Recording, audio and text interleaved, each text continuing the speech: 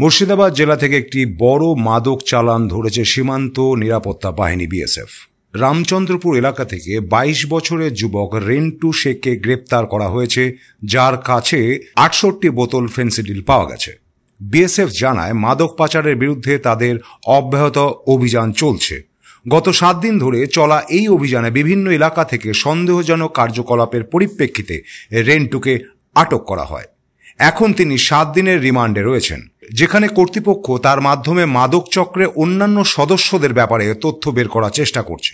মুর্শিদাবাদের এই ঘটনা স্থানীয় সমাজকে উদ্বেগ সৃষ্টি করেছে এবং মাদক মোকাবেলার আরও কঠোর ব্যবস্থা প্রয়োজনীয়তা বেড়েই যাচ্ছে। বিএসএফ এর কর্মকর্তারা বলছেন, তারা সীমান্ত অঞ্চলে মাদক ব্যবসায়ীদের বিরুদ্ধে যথাযথ ব্যবস্থা গ্রহণ করতে প্রতিশ্রুতিবদ্ধ। আইন শৃঙ্খলা বাহিনী বলছে, এই ধরনের অভিযান ভবিষ্যতেও অব্যাহত থাকবে।